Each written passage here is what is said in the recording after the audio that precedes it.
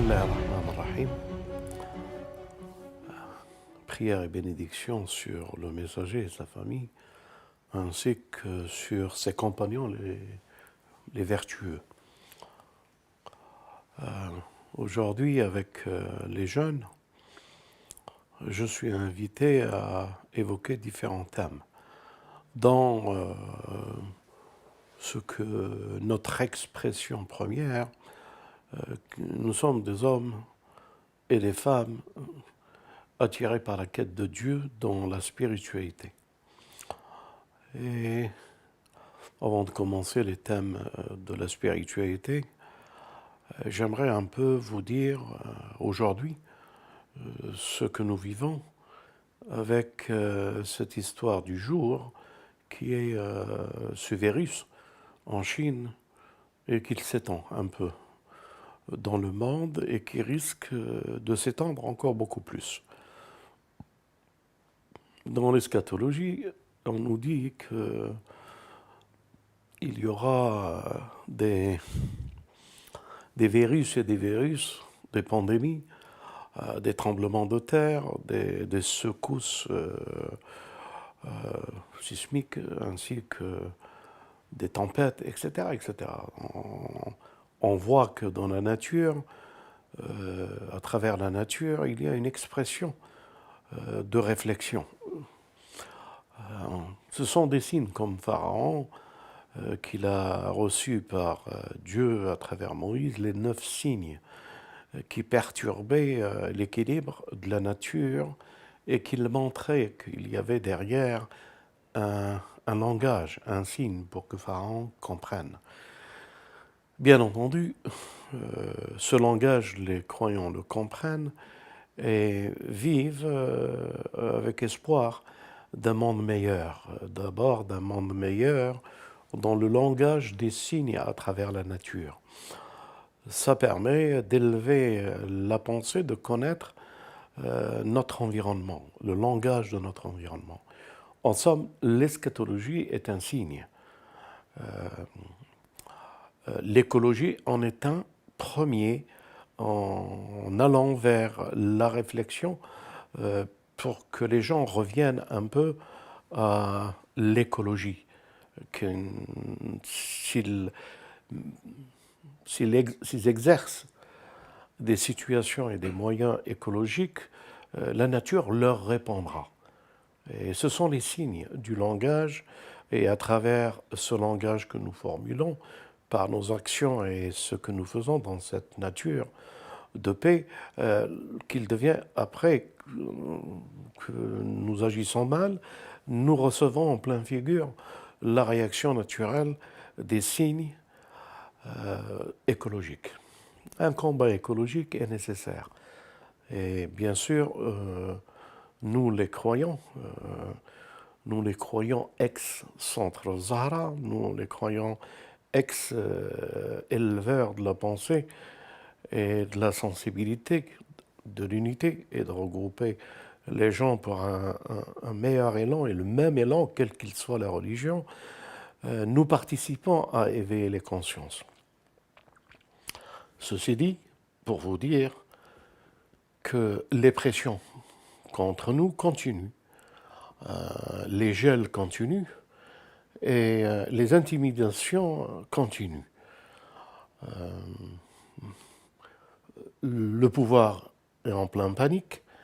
Il veut se trouver une raison et une justification d'avoir fait ce qu'ils ont fait dans l'ex-centre Zahra que nous avons organisé, et que par des truchements, des faux témoignages que eux-mêmes se font entre eux, ils élaborent des stratégies de terrorisme, c'est-à-dire soutien au terrorisme, etc., des grands bluffs pour intimider.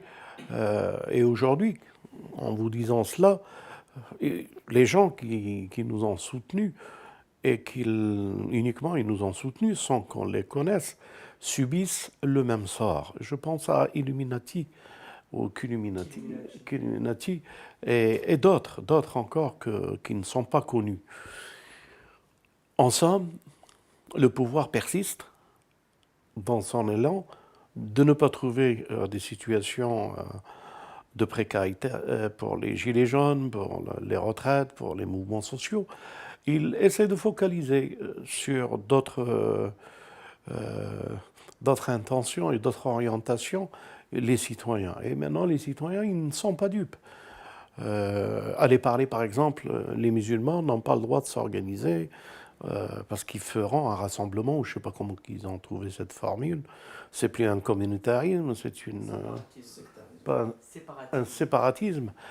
Et ils combattent le séparatisme. Encore une nouvelle idéologie qui n'a ni queue ni tête pour dire que les musulmans ne doivent pas vouloir du bien à cette nation et ne pas aller faire de la politique, et que la politique, elle est bonne pour tout le monde sauf pour les musulmans.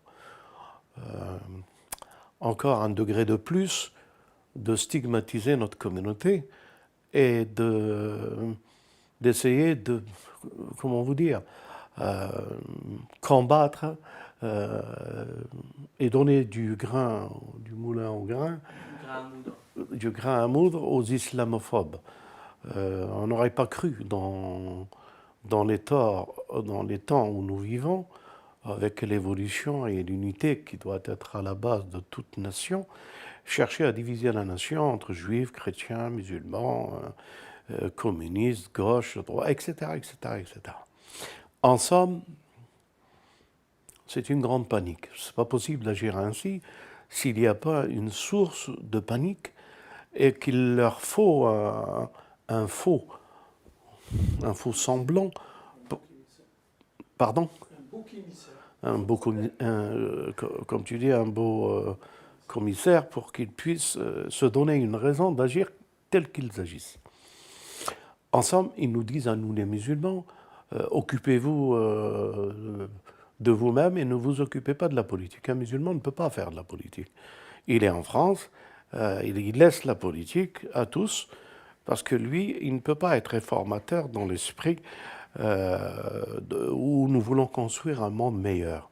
Il ne peut ramener par son séparatisme qu'un monde ancien, et que ce monde ancien était justifié aussi par, avant les guerres qui ont été faites contre le judaïsme en France. Ils avaient une raison pour combattre la religion juive, la religion chrétienne, et aujourd'hui c'est autour de la religion musulmane. La religion musulmane, les femmes portent un foulard et ils combattent la femme dans les médias, et au moindre une femme qui va chercher ses enfants ou quoi que ce soit, on la stigmatise, on la montre. Il y a un débile qui tue des personnes, on dit que c'est l'islam, il a été motivé par l'islam pour tuer. Alors ils inventent, ils construisent, et ce qui est désolant, c'est que les gens croient à leurs mensonges, où des gens n'arrivent pas à trouver un repère de réflexion pour analyser les situations et les actualités qu'on nous propose et qu'on nous pousse à aller vers telle ou telle orientation. En somme, nous ne sommes pas libres de pouvoir réfléchir. Et les médias sont là, les vecteurs, pour imposer une domination intellectuelle ou une domination de réflexion ou de politique pour que les moutons suivent. Alors quand les moutons, il y a parmi eux un berger qui essaie de regrouper et de donner une dynamique, un sens, une direction, cela dérange ceux qui veulent s'approprier ces esprits d'agneau, ces réflexions qui pensent contraire à l'orientation qu'eux, ils voudront donner. Bon, je le dis rapidement, je ne m'attarde pas là-dessus. Je suis un observateur et je sais dans quel monde cherche-t-on à nous faire plonger. Et la réflexion aux musulmans et à tous ceux qui ont une conscience spirituelle, juifs ou chrétiens, c'est de laisser passer cette tornade. Laisser passer parce qu'ils ne dureront pas longtemps. Des pharaons, l'histoire, on a connu des dictateurs, des despotes.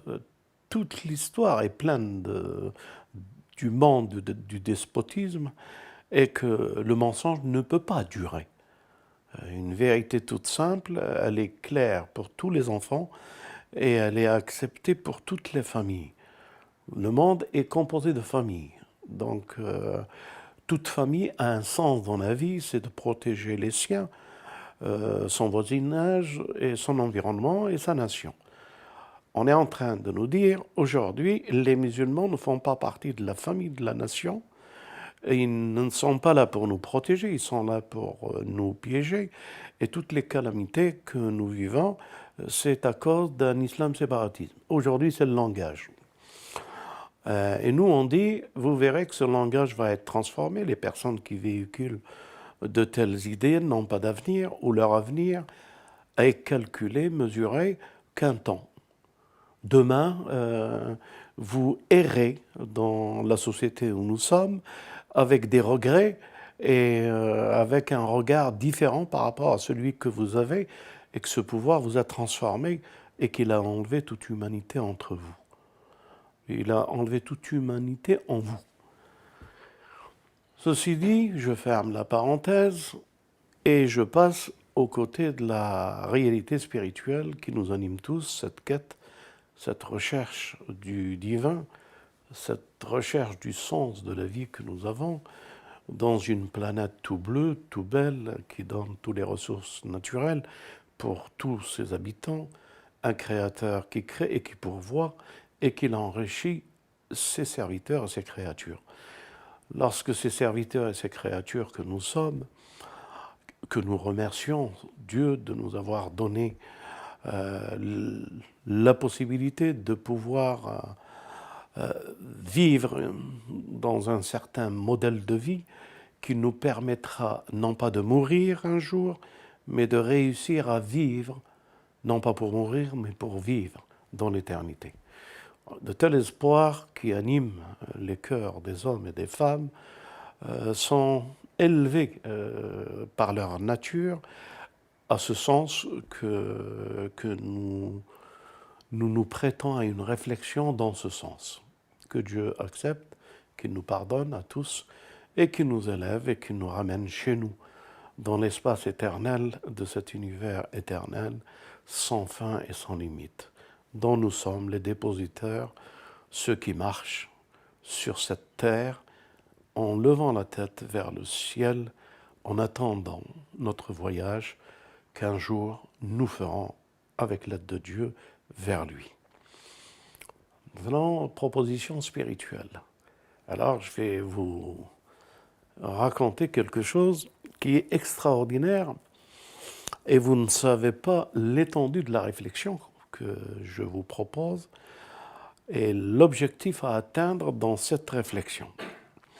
La première, je parle aux musulmans, bien entendu ce message est pour tous les hommes libres, je parle à toute la spiritualité, au christianisme et au judaïsme, ainsi qu'au bouddhisme, ainsi que toutes les personnes qui véhiculent un sens à la vie et une recherche de ce que nous sommes. Et ce pourquoi nous sommes ici est de trouver l'espoir de pouvoir faire ce voyage et que la vie a un sens pour nous. Alors je vous propose la réflexion suivante. Cette réflexion, elle est coranique, elle est biblique, elle est évangélique, elle est toutes les révélations en parlent. Un jour, Dieu a décidé de créer les entités que nous sommes, humaines. Mais avant nous, les humains, il y avait une entité qui s'appelle le djinn. Et avant cette entité qui s'appelait le djinn, il y avait une entité que Dieu a créée première, qui est de lumière, et qui s'appelle l'ange. L'ange, celui qui tourne et qui, dans son mouvement et son expression, vers la lumière de Dieu. Et en étant cette lumière, il tourne dans les circonambulations du trône, et de ce trône, ils se nourrissent de la lumière et ils sont ainsi faits de lumière. Deuxième entité, qui est autre que les anges, mais par leur mouvement, par leur adoration, Dieu a décidé de créer l'univers qui leur ressemble, issu d'eux, à travers les anges, une deuxième créature qui est l'univers. L'univers que nous connaissons, les galaxies, les mouvements et l'élargissement de cet univers en mouvement et en circumambulation. De ce mouvement et de cette circumambulation est née une théorie, une troisième entité ou une deuxième entité après les anges, qui sont les génies. Et les génies, ils sont créés d'une substance énergétique que la domination est le feu, et de ce feu, cette énergie, qui n'est pas terrestre, mais qui est entre le ciel et la terre, et qu'ils ont un mouvement qui représente un peu aussi une certaine mouvance et mouvement d'adoration, qui a permis que parmi eux est sortie une élite, une personnalité, et à travers cette élite, cette personnalité qui est Iblis, et qu'il a atteint un niveau qui est rentré dans l'environnement des anges. Je vous raconte ça, j'espère que vous allez continuer à patienter un petit peu, vous verrez dans quel sens je voudrais vous montrer, démontrer quelque chose qui peut paraître ou qui peut ne pas vous apparaître comme la réalité qui a fait ce que nous sommes et ce que vous êtes.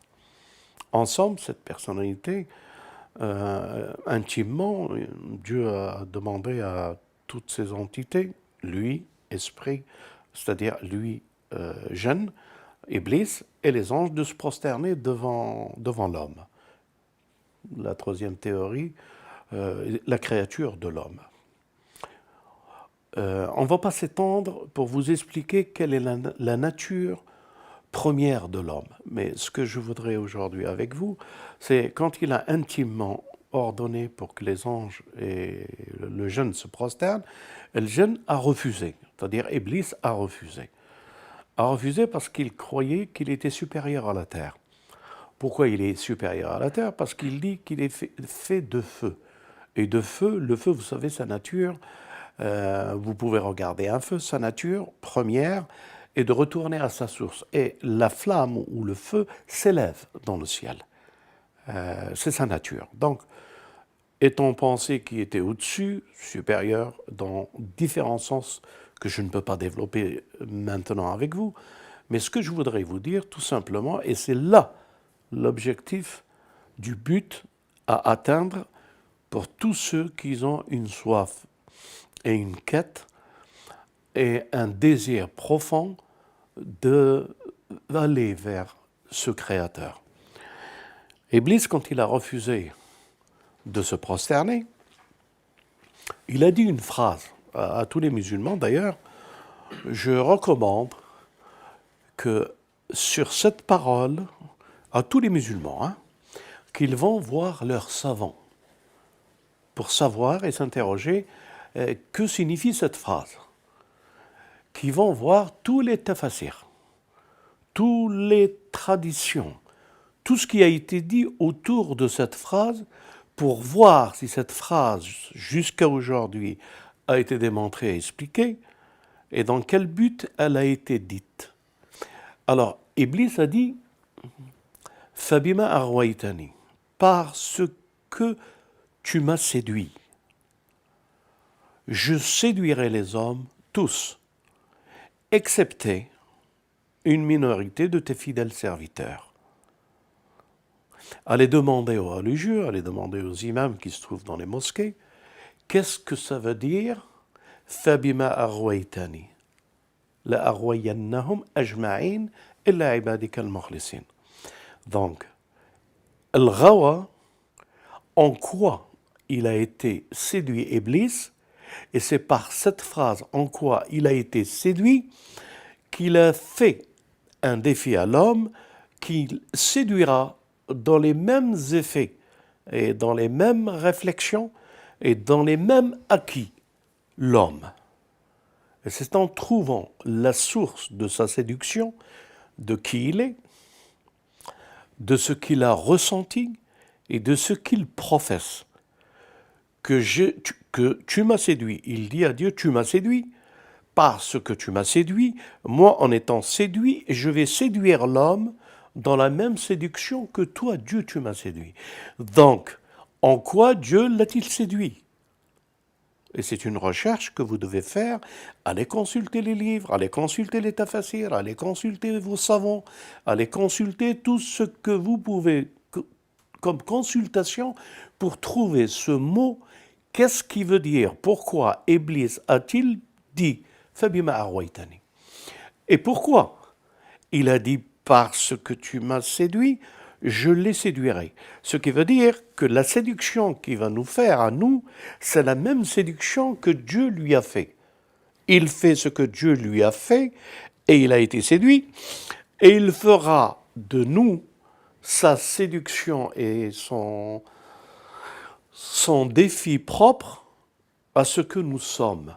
Donc, nous devons trouver en quoi Iblis nous séduit.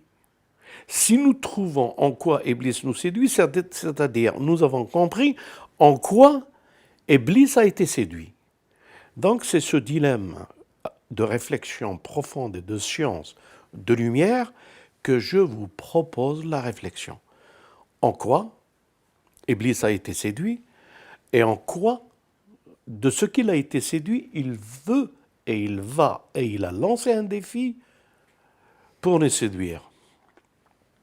Ce qu'il a dit, Fabima arwaytani, parce que tu m'as séduit, il a demandé un temps.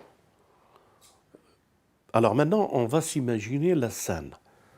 On va revenir à cette scène du paradis en refusant de se prosterner devant l'homme. Et c'est en refusant de se prosterner devant l'homme qu'il a demandé un temps. Allez, admettons qu'il ne l'aurait pas demandé et que Dieu ne lui aurait pas donné ce temps pour nous séduire.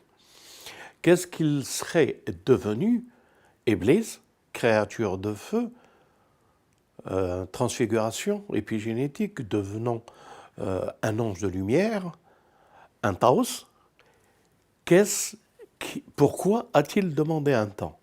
Imaginons qu'il n'aurait pas demandé un temps. Il aurait refusé de se prosterner et il n'aurait pas demandé de temps. Eh bien, tout simplement, le feu s'éteindra. Son existence n'aurait jamais eu lieu. Et il a demandé la persistance de son existence par le défi. Donc le défi lui permet une surexistence.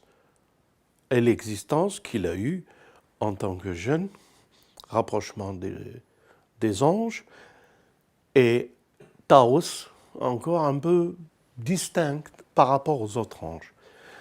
Si il n'avait pas demandé un temps, il aurait disparu. Son existence n'aurait jamais eu lieu. Son temps sera aboli. Alors il a demandé une surexistence du temps. Pourquoi? Par cette phrase qu'il a dit, فَبِمَا أَغْوَيْتَنِي لَأَغْوَيَنَّهُمْ أَجْمَعِينَ إِلَّا عِبَادِكَ الْمُخْلَصِينَ. Donc, le temps qu'il a eu, il a prononcé cette phrase de séduction que Dieu l'a séduit, et il a prononcé la phrase qui nous séduira tous, excepté une exception.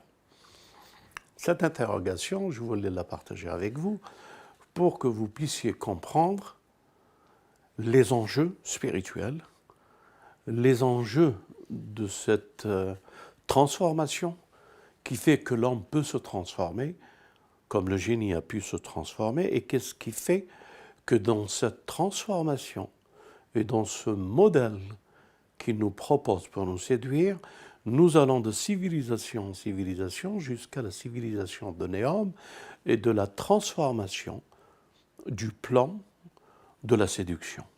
L'intelligence artificielle, le quantum, le quantique, l'épigénétique et la transfiguration. Tout ceci n'est que pour vous dire et vous poser une question. Qu'est-ce qu'il a fait qu'Iblis, il a été séduit et qu'il dit par ce que tu m'as séduit, je les séduirai. C'est quoi cette séduction et à quel degré de séduction il est arrivé à croire qu'il méritait mieux, qu'il était supérieur à cette créature qui était de terre, alors que lui, sa nature était un feu, mais un feu, une énergie provenant du ciel, des étoiles, etc. Et est-ce que euh, l'importance de cette réflexion ou de cette transformation peut nous donner un cadre de séduction? C'est-à-dire que l'humanité existe depuis la nuit des temps, elle se succède, les civilisations apportent les progrès dans des temps et dans des lieux géographiques, à chacune son rythme et à chacune son opposé et à chacune sa disparition, son déclin. Nous sommes arrivés à cette civilisation que nous sommes. Nous savons que Iblis a séduit toutes les civilisations et les a amenées au sommet et à leur déclin. Et bien entendu, les prophètes, ceux que Dieu a chargés de redonner la parole aux hommes pour qu'ils reviennent, ça m'a beaucoup perturbé, cette situation de prophètes qui viennent vers les civilisations avec un mot-clé. Et ce mot-clé, je trouvais que je ne le saisissais pas assez dans sa profondeur pour comprendre comment une séduction peut arriver et qu'un mot-clé par les envoyés pouvait déclencher un éveil, un réveil et une conscience. Donc, Iblis, lorsqu'il a dit « parce que tu m'as séduit », il a perdu de son tawhid. C'est-à-dire, Iblis croyait en Dieu, comme beaucoup de musulmans, comme beaucoup de chrétiens, comme beaucoup de juifs. Mais il n'avait pas la conscience qu'il n'y a rien d'autre que Dieu. Tous les êtres humains croient qu'il y a Dieu et leurs actions pour se rapprocher et grandir et se transformer. Mais tout, et Iblis en premier, il a cru que lui, il y avait lui et il y avait Dieu. Fabima Arwaitani, en se regardant, lui qui regarde Dieu. Et ça, c'est pas facile à déceler. Parce que comprendre que c'est Dieu qui a créé et que la créature n'est qu'un regard de Dieu, qui, parmi nous, a cette conscience du tawhid? En somme, je suis en train de vous dire qu'Iblis a chuté devant le tawhid. Il a cru qu'il y avait lui, il y avait une personnalité qui a combattu les éléments de l'ignorance pour faire un combat et une énergie de puissance pour acquérir la science. Lui, il n'a pas compris que cette science, cette intelligence appartient à Dieu et que c'est Dieu qui la donne et à travers elle, il élève et il ramène vers lui, mais c'est lui et non pas le tierce de la personne qui pense détenir l'intelligence et qui s'en sert de l'intelligence. En somme, si c'est clair, si ce n'est pas clair, je vous demanderai de me poser des questions pour que j'éclaircirai mieux. Iblis, sa chute, c'est d'avoir regardé lui. Il n'a pas compris que lui est une créature de Dieu et que dans cette créature de Dieu, il y a une évolution dans la personne qui se rapproche de Dieu et qu'il double, qui fait le fana, comment je vais le dire en français, qu'il s'efface devant Dieu puisqu'il n'y a pas d'autre que Dieu. Donc en s'effaçant devant Dieu, il continue à être la créature de Dieu. Mais en s'affirmant devant la créature de Dieu, il fait une dualité parce que c'est lui qui reconnaît Dieu. Et non pas Dieu l'a créé pour lui donner la lumière d'aller encore plus dans le sens de l'éveil, que c'est Dieu qui anime, c'est Dieu le pourvoyeur, c'est Dieu qui donne l'intelligence, c'est Dieu qui donne tout le tout pour ce que nous sommes. Iblis a cru que c'est par ses efforts qu'il a réussi. Et il s'est donné une divinité et une supériorité par rapport à toutes les créatures. Et même autour, et quand il était aux anges, avec les anges, il y a des hadiths qui nous parlent de lui en tant que Taos. Taos, vous savez, c'est le paon qui est visible par rapport aux autres. Hein, tous les, je sais pas moi, tous les créatures que nous appelons Taos, c'est quelqu'un. Allez, je vais le dire différemment. Pour que ce soit clair. Nous, on a l'impression, et moi le premier avec vous, quand on dit Taos des anges, on a l'impression qu'il avait une supériorité par rapport aux anges. Nous tous, nous pouvons comprendre de cette manière-là. Et Taos, non, elle montre l'identité de la personne qui veut se montrer par rapport aux autres. Il y a une différence, lui et les autres. Déjà, rien que Taos, on devait comprendre que c'est le type qui est là et que c'est lui parmi les anges, une différence parmi les anges. Donc déjà, Taos nous montre la personnalité de ce personnage. Et la personnalité de ce personnage, c'est d'avoir cru que lui, par ses actions, il a été séduit. Alors, qu'est-ce que ça veut dire parce que tu m'as séduit? Eh bien, parce qu'il a reçu tout de Dieu en le laissant croire que ce sont ses efforts qui l'ont amené à cet état-là. Donc, si Dieu ne lui avait pas laissé aller à devenir un Taos, il aurait certainement, c'est sûr même, prosterné devant. Mais il l'a laissé d'aller développer cette science et cette connaissance et cette civilisation intellectuelle, de pouvoir croire qu'il est le pourvoyeur, qu'il est la source, qu'il est. Et de ce fait, il s'est fait séduire par lui-même.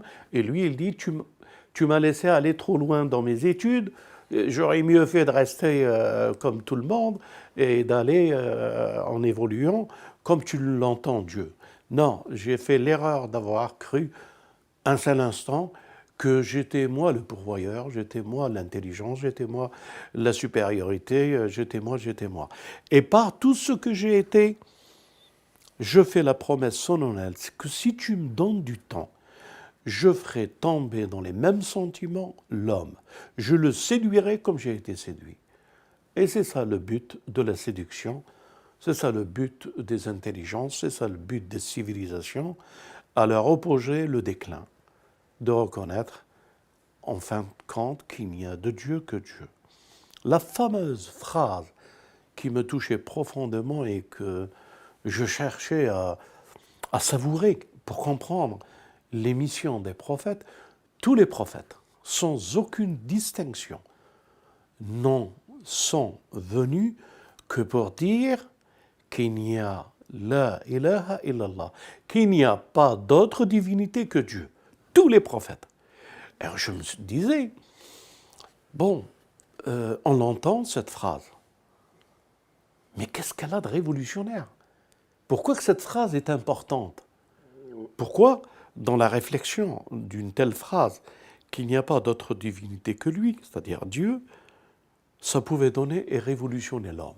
Qu'est-ce qu'elle